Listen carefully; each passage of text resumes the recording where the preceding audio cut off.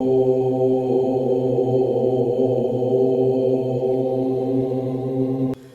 हर महादेव। जय श्री महाकाल।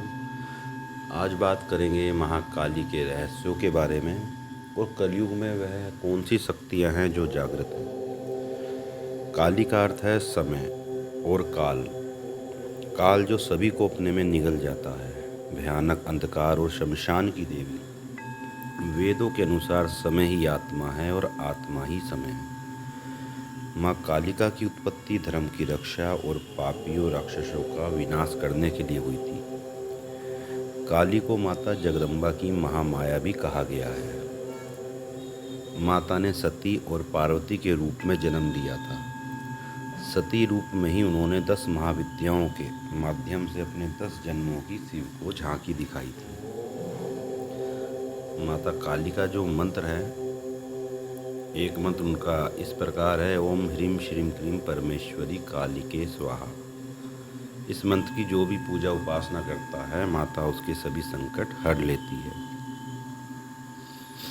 कलयुग में 3 देवता जागृत माने जाते हैं, जिनमें हनुमान, माता काली और भैरव, जो कि माता काली के साथ ही चलते हैं। दोनों शक्तियाँ माता काली के साथ ही चलते हैं। फिर इनके जितने भी गण हैं वह माता काली के साथ ही चलते हैं।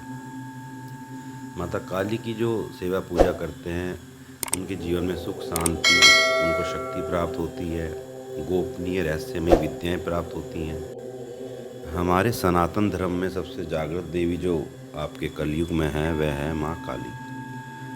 माँ कालिका को खास तौर पर बंगाल और असम में पूजा जाता था, पर अब हर कोई माता काली को पूजता है।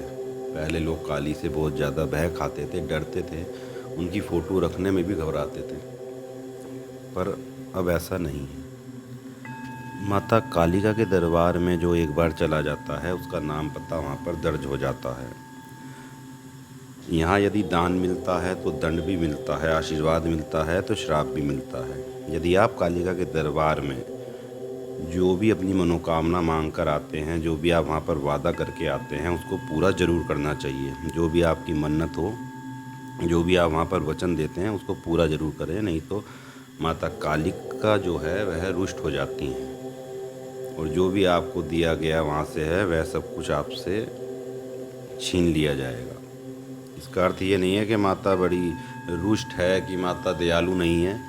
इसमें गलती आप लोगों की है, क्योंकि आप वहाँ बड़े बड़े वादे करके आ जाते हैं कि मैं ये कर दूंगा, मेरे संतान प्राप्त हो गई तो मैं कर दूंगा, पर जब आपकी वह मनोकामना पूर्ण हो जाती है तब तो आप वह अपना वादा, अपना वचन भूल जाते हैं। तो आपको याद करवाने के लिए माता ऐसा करती है।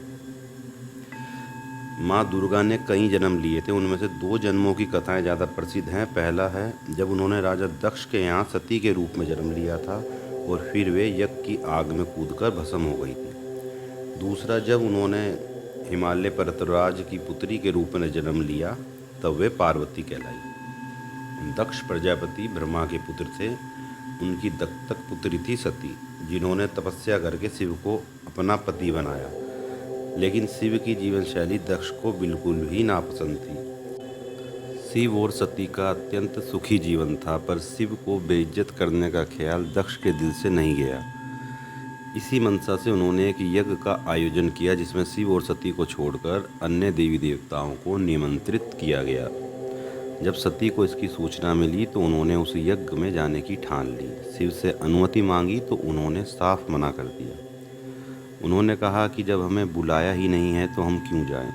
सती ने कहा कि मेरे पिता हैं तो मैं तो बिन बुलाए भी जा सकती हूँ। लेकिन शिव ने उन्हें वहाँ जाने से मना किया तो माता सती को क्रोध आ गया। वो क्रोधित होकर वे कहने लगी, मैं दक्ष यज्ञ में जाऊंगी और उसमें अपना हिस्सा लूंगी, नहीं तो उसका विध्वंस कर दूंगी। वे अपने पिता और पति के इस व्यवहार से इतनी दुखी हुई कि क्रोध से उनकी आंखें लाल हो गई। वे उग्र दृष्टि से शिव को देखने लगी। फिर उन्होंने भयानक अट्टहास किया। शिव भयभीत हो गए और जो जितने भी शिव के गण थे वह इधर उधर भागने लगे। उधर क्रोध से सती का शरीर जलकर काला पड़ गया। उनके इस विकराल रूप को देखकर शिव वहाँ से चले गए, लेकिन वह जिस भी दिशा में जाते थे वहाँ एक ना एक भयानक देवी उनका रास्ता रोक देती थी। शिव 10 दिशाओं में गए और 10 देवियों ने उनका रास्ता रोका और अंत में सभी काली में मिल गई। हार कर शिव सती के सामने आ खड़े हुए। उन्होंने सती से पूछा, यह कौन है? सती ने बताया, ये मेरे ही 10 रूप हैं। आपके सामने खड़ी कृष्ण रंग की काली है, आपके ऊपर नीले रंग की तारा है, पश्चिम में छिन्नमस्ता, बाएं में भुवनेश्वरी, पीठ के पीछे बगलामुखी, पूर्व और दक्षिण में धूमावती, दक्षिण और पश्चिम में त्रिपुर सुंदरी, पश्चिम उत्तर में मातंगी तथा उत्तर पूर्व में षोडशी है, और मैं खुद भैरवी रूप में अभेदान देने के लिए आपके सामने खड़ी हूँ। माता का यह विकराल रूप देख शिव कुछ भी नहीं कह पाए और वे दक्ष यज्ञ में चली गई। 10 महाविद्याओं में से साधक महाकाली की साधना को सबसे शक्तिशाली और प्रभावशाली मानते हैं, जो किसी भी कार्य का तुरंत परिणाम देती है। साधना को सही तरीके से करने पर साधकों को अष्ट सिद्धि की प्राप्ति भी होती है। काली की पूजा या साधना के लिए किसी गुरु या जानकार व्यक्ति का होना आवश्यक है। अपने आप से ही ऐसे ही कोई साधना नहीं कर सकते हैं। महाकाली को खुश करने के लिए उनकी कोई फोटो या मूर्ति अपने सामने रखनी है। जो भी आपको मंत्र दिया जाता है उसका लगातार आपको जाप करना है। एक महाकाली यंत्र आपको उसमें रखना होता है। अगर पूरी श्रद्धा के साथ माँ की उपासना की जाए तो आपकी समस्त मनोकामनाएं पूर्ण होती हैं। दुर्गा के 9 रूपों में 7वां रूप है देवी कालरात्रि का, इसलिए नवरात्रि के 7वें दिन माँ कालरात्रि की पूजा होती है। माता काली के हाथ में कटा हुआ सिर है जिससे रक्त टपकता रहता है। भयंकर रूप होते हुए भी माता भक्तों के लिए कल्याणकारी है। कालरात्रि माता को काली और शुभमकरी भी कहा जाता है। कालरात्रि माता के विषय में कहा जाता है कि यह दुष्टों के बाल पकड़कर खड़क से उसका सिर काट देती है। रक्त बीज से युद्ध करते समय माता काली ने भी इसी प्रकार से रक्त बीज का वध किया था। माता काली की पूजा या भक्ति करने वाले को माता सभी तरह से निर्भीक और सुखी बना देती है। वे अपने भक्तों को सभी तरह की परेशानियों से बचाती है। लंबे समय से चली आ रही बीमारी दूर हो जाती है। ऐसी बीमारियां जिनका इलाज संभव नहीं है वह भी काली की पूजा से समाप्त हो जाती है। काली के उपासक पर जादू टोना इन सब का प्रभाव नहीं पड़ता है। हर तरह की बुरी आत्माओं से माता काली आपकी रक्षा करती है। यदि आप कर्ज में हैं तो उससे आपको छुटकारा मिलता है। बिजनेस आदि में आ रही परेशानियां आपकी दूर होती हैं। जीवन साथी या किसी खास मित्र से संबंधों में आ रहे तनावों को दूर करती है। बेरोजगारी, करियर या शिक्षा में असफलता को दूर करती है।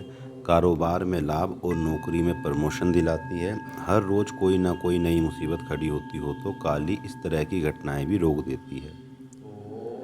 और आपकी यदि कुंडली में पितृदोष और काल सर्प दोष जैसे जो दोष हैं उनको भी माता काली की साधना दूर कर देती है, उनका प्रभाव कम कर देती है।